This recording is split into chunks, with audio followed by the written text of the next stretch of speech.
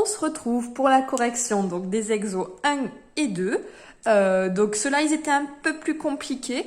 Voilà, pour certains, c'est un peu des... On revient sur le calcul du produit scalaire du départ. Donc, le premier, AB scalaire BC. Alors, AB scalaire BC, ici, attention, le vecteur AB, il est comme ceci.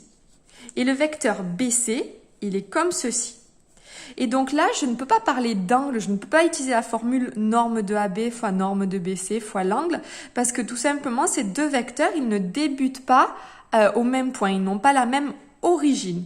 Donc, une façon de gérer le problème, c'est au lieu de prendre le vecteur BC, de prendre un vecteur égal au vecteur BC, mais qui commence par A. Et sur notre figure, on en voit un sans difficulté, ça fait AB scalaire, et ici, au lieu de prendre BC, on prend AD. Voilà. Donc, il y a plein de façons de calculer ce produit scalaire. Et ici, en fait, AB scalaire AD, ce sont deux vecteurs qui sont orthogonaux. Donc ça, je vous les fais rajouter dans le cours. Donc, orthogonaux, ça veut dire que les droites qu'ils portent sont perpendiculaires. Et si ces deux vecteurs, ils sont orthogonaux, ça veut dire que l'angle entre les deux vecteurs est de 90 degrés. Et dans ce cas-là, le cosinus va être égal à 0. C'est-à-dire qu'on va avoir la longueur AB fois la longueur AD, dont on a la valeur, d'ailleurs, on pourrait faire 6 fois 6, fois le cosinus de 90 degrés. Mais 6 fois 6, ça fait 36 fois 0, ça fera 0. Vous avez aussi la propriété du cours qui vous dit que si deux vecteurs sont orthogonaux, alors le produit scalaire est nul. Donc vous auriez pu directement aussi écrire égal 0 car AB et BC sont orthogonaux. Ce serait très très bien. Et vous pouviez aussi projeter ici. En fait, ici, on pouvait aussi projeter le point C sur AB. Si je projette C ici sur AB, ce produit scalaire, il était égal à AB scalaire B. Et alors, si je projette C sur AB, donc je prends C et je le jette perpendiculairement sur AB, on obtenait ici le point B. Donc AB scalaire BB, et ici, vu que BB c'est le vecteur nul, donc c'était égal au vecteur 0. On continue ensuite donc avec DC scalaire AB. Alors DC scalaire AB, donc ici, on pouvait tout simplement s'apercevoir que DC c'était égal au vecteur AB. Donc ça faisait AB scalaire AB. Ce sont deux vecteurs qui ont la même direction, ils vont tous les deux par là. L'angle, il vaut 0 entre les deux vecteurs. Donc, c'est égal à AB multiplié par AB, c'est-à-dire 6 fois 6, 36. Il y a plein de façons de le faire. Hein. Si vous l'avez fait d'une autre façon et que vous avez trouvé ce même résultat, c'est très bien. BC scalaire BD. Ah, je vais projeter ici. BC scalaire BD. Donc ici, quand je vois ça, il y a deux solutions. Soit je projette C sur BD, soit je projette D sur BC. Et c'est celui-là que je vais choisir. Il est plus logique parce que O, j'ai pas beaucoup d'infos autour. Donc je vais décider de projeter D sur BC. Donc ça me fait BC, scalaire B, hop, il va me manquer ce point-là. Et donc je prends le point D et je l'envoie perpendiculairement sur BC.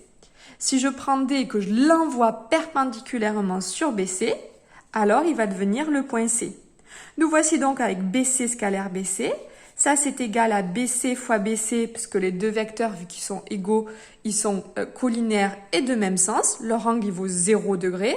Et donc, s'il vaut 0 degré, c'est égal à BC fois BC sans le signe, c'est-à-dire 6 fois 6, 36. Ensuite, AB scalaire DO. Alors celui-là, il n'était pas facile. Moi, j'ai choisi de projeter D et O, en fait les deux, sur AB. Donc, si je projette sur AB, je commence par D. D, je le prends et je le jette perpendiculairement sur la droite AB. Si D, je le jette perpendiculairement sur la droite AB, eh bien, il devient A. Et si O, je le jette perpendiculairement sur la droite AB, eh bien, il va devenir un point qu'on peut appeler H. Donc, avec H, le projeté orthogonal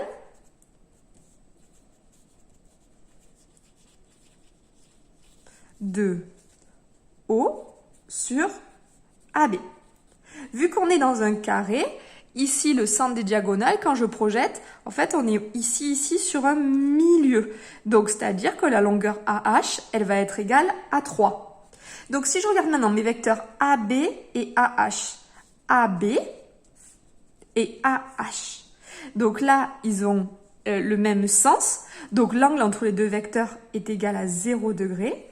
Donc c'est égal à AB fois AH, c'est-à-dire 6 fois 3, qui vaut 18. Allez, on continue. AB scalaire, donc on passe à l'exo 2 maintenant. AB scalaire AC dans ce triangle équilatéral. Donc AB scalaire AC, il me semble que je vous avais proposé ici de faire le projeté orthogonal. On vous disait là encore que c'était le milieu. Donc AB scalaire AC, ben, je vais choisir de projeter C ici sur AB. Ça va me faire AB scalaire AH. Ici, le vecteur AB et AH, ils ont le même sens. Leur angle fait 0 degré. Donc, ça va être égal à la longueur AB fois la longueur AH, c'est-à-dire 6 fois 3. On est sur 18. Maintenant, AB scalaire CA. Alors attention ici, le souci c'est que ici ces deux vecteurs ils n'ont pas la même origine. Ah oui d'ailleurs ici AB scalaire AC, bon, j'ai même pas pensé. AB scalaire AC sur celui-là, on pouvait aussi utiliser la formule de cours. C'est-à-dire c'est la longueur AB, 6, fois la longueur AC, fois 6, fois le cosinus. Et vu qu'ici on a un triangle équilatéral, le cosinus de 60 degrés. Le cosinus de 60, ça faisait un demi, donc ça faisait 36 fois un demi, et ça faisait bien 18. On retrouve le même résultat, pas de souci. Allez, AB scalaire CA. Donc ici, par contre, donc les deux vecteurs n'avaient pas la même origine, donc je ne peux pas parler d'angle, et donc je vais projeter, cette fois-ci, comme au-dessus, le point C sur AB, et donc ça fait AB, et si je prends mon point C et que je le jette sur AB, je prends mon point C, je le jette sur AB, ça fait H. On obtient donc AB scalaire HA. Regardez, AB scalaire HA. Ici, ces deux vecteurs, ils n'ont pas le même sens.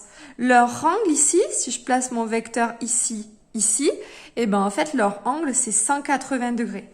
Et ça, dans le cours, on avait dit que ça valait moins la longueur AB fois la longueur AH. On l'a calculé au-dessus, c'est moins 6 fois 3, c'est-à-dire moins 18. Ensuite, on vous demandait AC scalaire BA. Donc là, même souci, on n'a pas la même origine, donc on ne peut pas parler d'angle. Donc, on a AC scalaire BA. Ben là, pareil, je vais continuer à projeter sur AB. Donc, le point C, je vais projeter sur AB le point C. Tac, j'obtiens toujours H. On a donc le vecteur AH et BA. Et là encore, AH, il est comme ceci, BA, il est comme ceci. Donc en fait, l'angle entre les deux vecteurs, c'est 180 degrés. C'est donc égal à moins AH fois la longueur BA, c'est-à-dire moins 3 fois 6, qui vaut moins 18.